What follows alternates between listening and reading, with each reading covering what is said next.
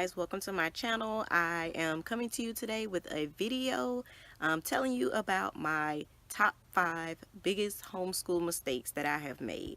So I'm just gonna go ahead and jump right into the video.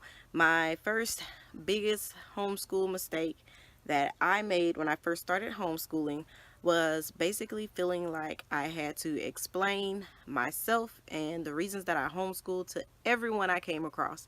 Every time I came across somebody and they asked me like why my kids weren't in school, or just anytime the subject came up, they wanted to know why, they wanted to know how, they wanted to know was it legal, all kinds of questions. Everybody came just asking me, and I would sit for probably about 20 to 30 minutes with each person, just telling them why and telling them how, and just basically feeling like I had to take up for myself and my family and our decisions that we made. So definitely that was one of the biggest mistakes that I made, because I learned I didn't have to justify my actions. I just say, yes, we homeschool. It's the best thing for us. If you want to find out more information, it's online. I always tell people about the Facebook groups and pages and websites that they can visit to get more information. But I don't feel like they have to get all that information from me anymore. So I don't have to waste my time and my energy on that. And then my second biggest homeschooling mistake was um, pushing my son ahead, skipping him ahead a grade, I guess I would say, because that's what I did with my daughter. So when I decided to homeschool, I took my daughter out of kindergarten and I started her on the Abeka first grade curriculum. And it was awesome for her, very easy. She went through it with no troubles. So when it came to my son, who is about, they're like a year and 9 months apart, I wanted to kind of have them on the same level so that I could teach them together. But that was the biggest mistake, because he is, I don't want to say nowhere near her level, but he just learns differently and at a slower pace. So when I started homeschooling him, I don't even think he did a kindergarten curriculum. We skipped kindergarten and went to the first grade of Becca, and it was a nightmare. So we ended up doing first grade of Becca twice. um, Second grade was a struggle, and now we're doing pretty much second grade again. And I'm basically now just trying to make sure he has everything, foundations that he needs for reading before we move on to third. I refuse to move him up anymore until we have um, his foundation with reading and everything just set. He's fine with math. He's doing the same math that Jalen is doing, but his reading is just not at the level. It's just not at that level. So, and that's fine. And that's another thing I had to learn, was to stop pushing him. Just because she learned things easily doesn't mean it's going to happen for him the same way. So that was another big mistake I can say that I made, and I definitely regret it. I wish I can go back and just focus on him and let him just do kindergarten and take our time and just have fun with it. I definitely wish I could go back and redo that. That was definitely one of the biggest mistakes I made. Okay, and my third biggest homeschooling mistake that I have made for as far as homeschooling is changing my curriculum. When we first started out, I used Abeka, and I loved Abeka. I loved it for my daughter. Like I said, I skipped it with my son. I skipped kindergarten with my son, which was my mistake, not Abeka's mistake. So we struggled with him, but it wasn't because of Abeka. It was because I skipped him a grade and I shouldn't have. So my regret was basically listening to other people when they told me like Abeka isn't a good fit for homeschooling families. It's mostly for private schools, and it has too much work, and it's just not gonna work for us. And so I listened to that, and then I basically abandoned Abeka. I went and spent tons more money on all these different curriculums. We had a curriculum for math, one for science, one for handwriting, like just a different curriculum for everything. And it was chaos. It was a mess. I hate it, and we're still working on some of it, but we're slowly inching back into Abeka. But I can't wait until we're fully Abeka instead of having all these pieces and parts of different curriculum everywhere. I don't like it. Some people, it works for them, but I have to have, I'm sorry, I'm a box curriculum type of person. I can't have pieces and parts. It's really hard for me. So, we are easing back into Abeka, and which I can't wait until we come back from Disney, because we will be fully using Abeka, but we will also be using some teaching textbooks, because that I did love. But everything else, I mean, it was okay.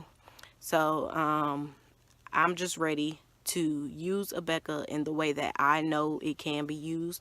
We don't have to, with any curriculum, you don't have to use it how it says you have to use it. You can tailor it to fit your needs and what you need for your kids and what your kids need.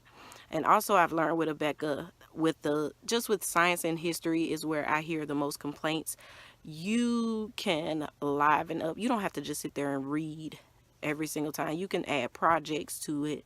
You can add just any type of hands-on things to it. So that's definitely another one of the things that I wish I would have not listened to others, and just would have just done what I knew was right to do. All right, and then the fourth biggest homeschooling mistake that I made was a mistake that a lot of people make, which is comparing myself to other homeschoolers and other homeschooling families. So sometimes I feel like when I see other homeschool families, um, I feel like sometimes my kids aren't learning enough, or they aren't doing enough hands-on activities, or we aren't doing enough field trips, or we aren't doing enough extracurricular activities, which we are definitely busy with that. But comparing myself to other families is definitely not a good thing to do. So now I'm more laid back. I try to just work with my kids. We do what works for us. And what helps with that is just thinking about our main goal in the end. What is our goal in the end? I'm not trying to have them, you have to be 17 or 18 when you graduate. We have to finish by May of this year in order for you to graduate. That is not my main goal. We're just going to go until they're ready to go to leave. So, to finish high school. So it's not like there's a rush. So I have to keep that in my mind and just look at the bigger picture and look at our end goal.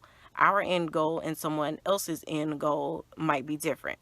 And that also comes with the different things you see like on social media, where you have these articles or news programs where they show you the homeschoolers who are graduating at 12 and 10 and they're in college, and you're like, whoa, if they did that, then I know, I could do that with my kids. And then you start pushing your kids, and it ends up in disaster.